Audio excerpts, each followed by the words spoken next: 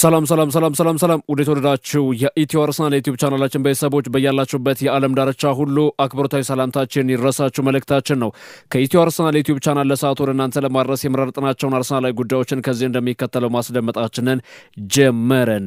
ሚካኤል አማርቲያን አርቴታ የመራው ጦር ከሜዳ ውጭ ወደ ሳንቲያጎ በርናቦ ተጉዞ አስደናቂ ገድልን ፈጽሞ ተመልሷል። ይህንንም ጉዳይ እንመለከተዋለን። ወደ ተከበራችሁ አድማጮቻችን ስታር ቦይ ቡካዮ ሳካ በጨዋታው ላይ አስደናቂ የሚባል ፐርፎርማንሱን አሳይቷል።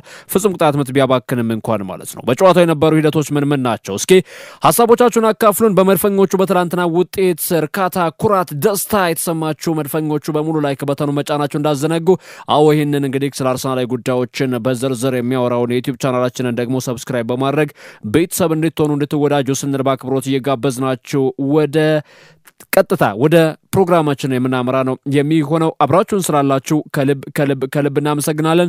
ዋትኤቨር ዘ ዌዘር ኖርዝ ለንደን ፎሬቨር ከፍ ብሎ እየተሰማ የሚገኝ የመድፈኞቹ ድምጽ፣ የመድፈኞቹ ልሳን፣ የመድፈኞቹ ዜማ ነው። ሪያል ማድሪድ ከዚህ በፊት በተለይም በአውሮፓ ቻምፒየንስ ሊግ ደማቅ የሚባሉ ታሪኮችን ጽፏል። ትልልቅ የካምባክ ውጤቶችን ማስመዝገብ ችሏል። አርሰናልን እስከጋበዘበት የጨዋታ እንቅስቃሴ ለምሳሌ ያክል የ1975ቱ የደርቢና የሪያል ማድሪድ ጨዋታ የመጀመሪያ ዙር ጨዋታ 4-1 ተሸንፎ ነበር ማድሪድ። የመልሱን ጨዋታ 5-1 አሸንፎ ወደ ቀጣይ ዙር ተቀላቀለ። እንደዚሁም ደግሞ ከቤልጅየሙ አንደርሌክት 1984 ባደረገው ጨዋታ 3-0 አሸንፎ ነበር። የመልሱን ጨዋታ 6-1 አሸነፈ። ቦሩሲያ ሞንቸግላድባ እንደዚሁም 5-1 በሆነ ውጤት በሞንቸግላድባ ተሸንፎ ሪያል ማድሪድ የመልሱን ጨዋታ 4-0 አሸንፎ 5-1 ነው ከሜዳ ውጭ ባገባ በሚለው ወደ ቀጣዩ ዙር አለፈ። ነገር ግን የሰሜን ለንደኑ ክለብ አርሰናልን ገጥሞ እንዲህ በቀላሉ መፋታት እንደማይቻል በደንብ ተመለከትን። የቡካዮ ሳካ አስደናቂ ሜዳ ላይ እንቅስቃሴ፣ የሚካኤል ሜሪኖ እጅን ባፍ የሚያስጭን ፐርፎርማንስ፣ እንደዚሁም ዴክላን ራይስ 105 ሚሊዮን ፓውንድ ራይስ የተባለለት የጨዋታ እንቅስቃሴ እጅግ የሚያስደንቅ የሜዳ ላይ ተጋድሎን ያሳየበት ሂደት ነበር። የእግር ኳስ አምላክ የፈረደበት በበርናቦ መድፈኞቹ አርሰናል እየነገሱበት ታላቅ ግድያ የታየበት የጨዋታ እንቅስቃሴ ነበር። በዚህ ጨዋታ አንዳንዴ ገሎ ነው መፎከር የሚባለው ያለ ምክንያት አይደለም እኮ አድማጮች፣ ያለ ምክንያት አይደለም። ምክንያት ከተባለ ታዲያ ሪያል ማድሪዶች አስቀድመው በቪኒሲየስ ጁኒየር ከዛም ማለፍ ሲል እንደገና በጁዲ ቤሊንጋም በተለይ እጅግ በጣም በርካታ ስራ በበዛበት በማህበራዊ ትስስር ገጻቸው አድሚን አማካኝነት ብዙ ሮሮዎችን ሲያሰሙ፣ ብዙ ሐሳቦችን ሲያንሸራሽሩ፣ እጅግ በጣም ብዙ ነገሮችን ሲሰነዝሩ ተመልክተናል።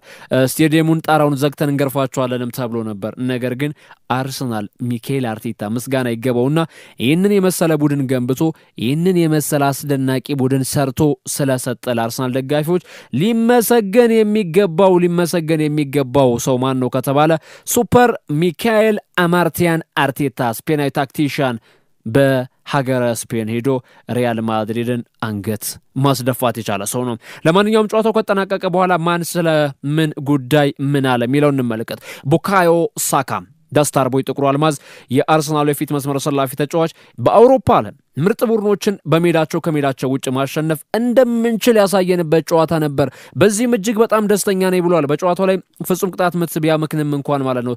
ተጫዋቹም እንደዚሁም በሜዳ ላይ ያሳየው እንቅስቃሴ ግን አመርቂ ነበር። የሪያል ማድሪድ ተጫዋቾች ግን ኢንቴንሽናል ያስበውበት ጥፋቶችን ለመስራት ቡካዮ ሳካ ላይ ሲጋበዙ የነበረበትን ሂደት ለተመለከተ ሰው ደስታር ቦይ በአርሰናል ቤት ምን አይነት ልዩነት ፈጣሪ ተጫዋች እንደሆነ በደንብ ማሳየት የቻለበትን አጋጣሚ ነው የተመለከትነው። ከዛም ማለፍ ሲል ደግሞ ቡካዮ ሳካ በአውሮፓ ቻምፒየንስ ሊግ የግማሽ ፍጻሜ የመጀመሪያ ዙር ጨዋታ እንግዲህ ከ12 ቀናት በኋላ እንዲከናወን ሚያዝያ 21 እና 22 የሚደረጉት የደርሶ መልስ ጨዋታ ከፔዥ ጋር አርሰናል በድጋሚ ከሚያቀው ቤቱን ጓዳውን ጎድጓዳውን መውጫ መግቢያውን የሚያቀውን ፓሪስ ሰን ዠርመንን ጋብዞ እንግዲህ አርሰናል ማሸነፍ የሚችል ከሆነ እግር ኳስ ነው የሚችል ከሆነ ማለት ግድ ነው የሚችል ከሆነ እንግዲህ መድፈኛው አርሰናል ታዳ ቀጣይ የቤት ስራው የሚሆነው እንግዲህ ወደ ሙኒክ ያቀናና በባየር ሙኒክ ሜዳ የፍጻሜ ጨዋታውን መከወን ብቻ። ባርሴሎናዊ ኢንተር ሚላን የአርሰናል ተጋጣሚ ይሆናሉ የሚለው ጉዳይ የሚጠበቅ ነው የሚሆነው። መድፈኞቹ ግን የሚያቆማቸው አልተገኘም። ከትላንትናው ሽንፈት በኋላ እንግዲህ በጣም በርካታ ጉዳዮች ተሰሙ ይገኛሉ።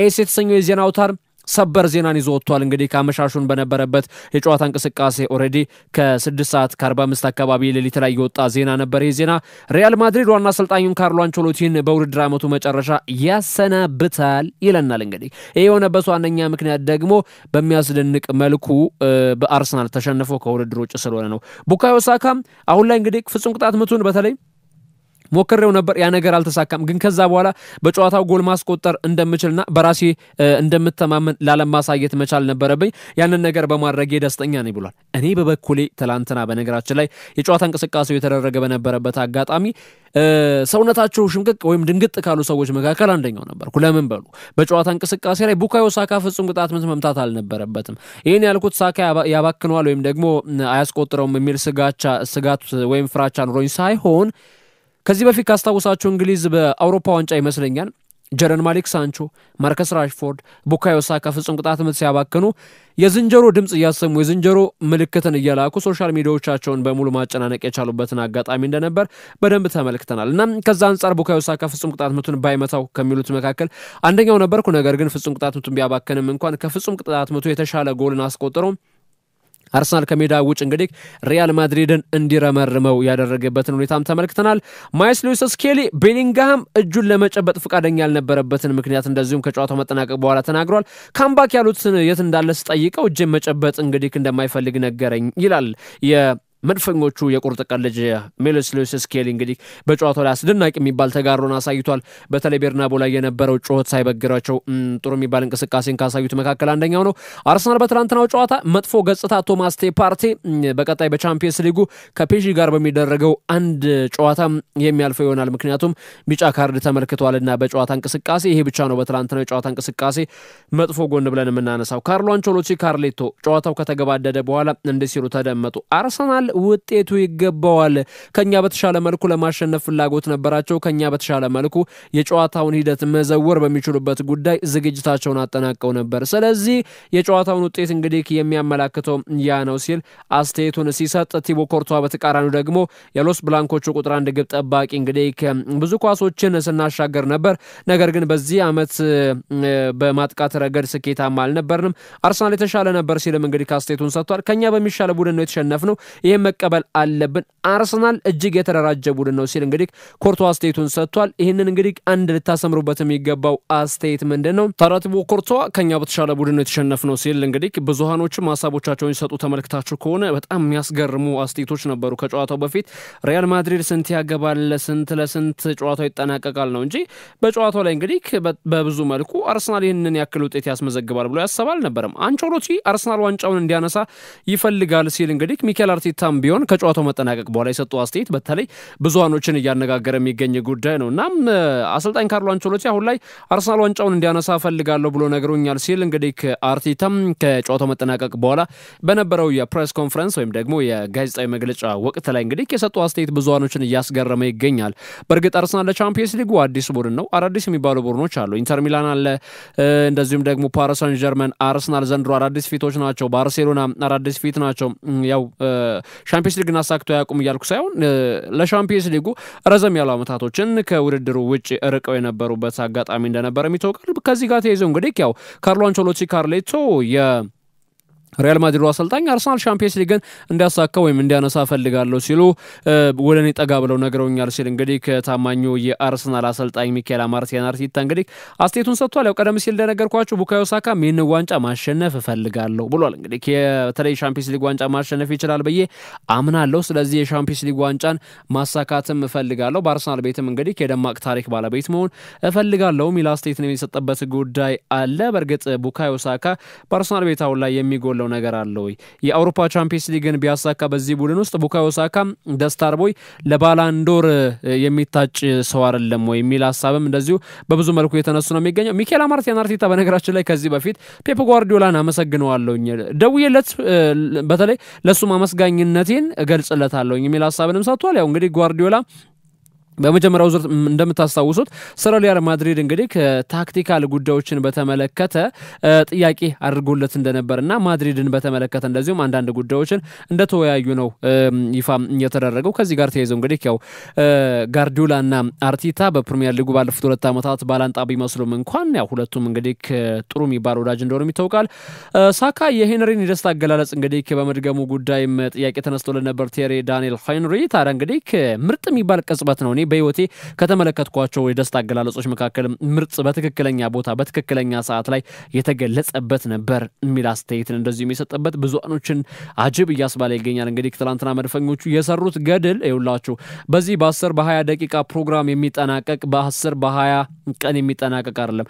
በጣም ለረጅም ጊዜ ቢወራ የማይሰለች ለረጅም ጊዜ ይሄ ነገር እንግዲህ ቢዘከር በቀላሉ ይሄ ዘቅ ማይል ነው። ጃክ ግሪሊሽ ኢንስታግራም ገጹ ላይ እንግዲህ አንድ ያጋራው ፎቶም ነበር ሌሊቱን ሲዘዋወር የነበረና ዋትስ ፕሌየር ማን የሚል የዲክላን ራይስን ምስል ያጋራ እንግዲህ እንግሊዛዊው የማንቸስተር ሲቲ ተጫዋች ጃክ ግሪሊሽ ይህንን ሐሳብ አጋርቷል። በእርግጥ ማንቸስተር ሲቲ በአሰልጣኙ ብቻ ሳይሆን በተጫዋቾቹም ጭምር እንደዚሁም ከአርሰናል ጎን መሆኑን በደንብ እያሳየ ነው የሚገኘውና ሚኬል አርቴታም ያው ቀደም ሲል እንዳጋራዋችሁ ለጋርዲዮላ ጧት ደውዬለት ነበር የሚል አስተያየትን እንደዚሁ ሰጥቶ እንደነበር የሚታወቃልና በእርግጥ እንግዲህ ያው የአርሰናል እግር ኳስ ቡድን ሪያል ማድሪድን ባሸነፈበት የጨዋታ እንቅስቃሴ አንዳንድ ጊዜ ይውላችሁ እኔ በአርሰናል ቤት በኩል ከመፈራቸው ነገሮች መካከል አንደኛውና ዋነኛው ይሄ ወደ ኋላ በተለይ አፈግፍገው ለሚጫወቱ ቡድኖች አስቸጋሪ የጨዋታ እንቅስቃሴ ነው የሚያስመለክተን። አርሰናል ግን ደግሞ ከዛ ውጪ ከተመለከታ በተለይ እንደ ማድሪድ ማጥቃት የሚባለው ነገር ኳስ ማጥቃትን በሜዳ ላይ ባያሳዩንም እንኳን እንደው በባህል ደረጃ የማጥቃት ባህሪ የተጠናወታቸው ተጫዋቾችን በማሰለፍም እንኳን ቢሆንም ሪያል ማድሪድ ልዩነት መፍጠር የሚችል አይነት ቡድን ነው ቢባልም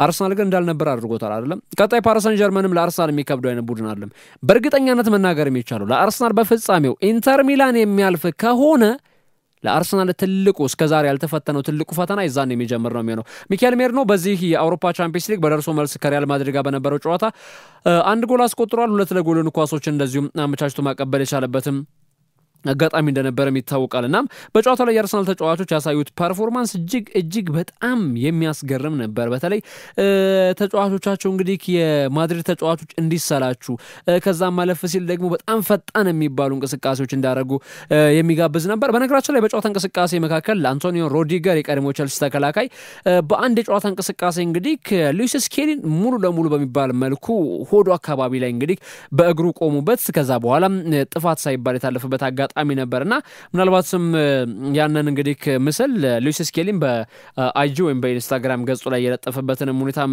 ተመልክቻለሁ። ቴሪ ሄንሪ አርሰናል ዳግም በሳንቲያጎ ቤርናቦ በማሸነፉ ደስ ብሎኛል። በሁለቱም ጨዋታ ደግሞ የአርሰናል እንቅስቃሴ አስደናቂ ብሎም ደግሞ አስደሳች ነበረ። መልበሻ ክፍላቸው ከዛም ማለፍ ሲል ደግሞ ከመልበሻ ክፍል ውጭ ያለውም እንቅስቃሴ ደግሞ የአርሰናል እግር ኳስ ክለብ እዩኝ የሚል የማያሰለች እጅግ በጣም ጥሩ የሚባል በቤርናቦ ላይ የነበረ የማጥቃት እንቅስቃሴያቸው የመከላከል ሂደታቸው እጅግ የተዋጣለት ነበር የሚል አስተያየትንም ሰጥቷል። ያው እንግዲህ ሪያል ማድሪድን አንገት አስደፍተው ከተመለሱበት የጨዋታ እንቅስቃሴ በኋላ ማለት ነው የተነሱ ጉዳዮች ምን ይመስላሉ በሚለው እነዚህና ሌሎች አጫጭር ጉዳዮችንም ወደ እናንተ ያደረስንበት መሰናዷችን ወደ አድማጮቻችን ባደመጣችኋቸው መልኩ አጠናቀቅን። አብራችሁ ለነበራችሁ ከልብ እናመሰግናለን። ይህ ኢትዮ አርሰናል የዩቲዩብ ቻናል ነው። እናንተ ወደ ቤተሰቦቻችንን በአርሰናል መረጃዎችም የምናዝናናበት መረጃዎችን የምንቀያየርበት ቻናላችን ነው። ለወዳጅ ዘመዶቻችሁ ላይክና ሼር በማድረግ ተደራሽ እንድታደርጉን በአክብሮት እየጋበዝን ላለፉት እንግዲህ 13 ያክል ደቂቃዎች አብረን ቆይታ ያደረግንበትን መሰናዶ እንዲህ ባለ መልኩ አጠናቀቅን። ዋትኤቨር ዘ ዌዘር ኖርዝ ለንደን ፎሬቨር ቦንዝ አርሰናል የተባለበት የትናንትናው ምሽት በተመለከተ አስደናቂ መረጃዎችን ያጠናቀርንበት ጉዳይ እንግዲህ ከጨዋታው በኋላ ማን ምን አለ በሚለው ጉዳይ ሰፋ ያሉ ሀሳቦችን እያነሳሳን እንዲህ ባለ መልኩ ቆይታዎችን አደረግን። አብራችሁ ለነበራችሁ ክብረት ይስጥልን መልእክታችን ነው። መልካም ጊዜ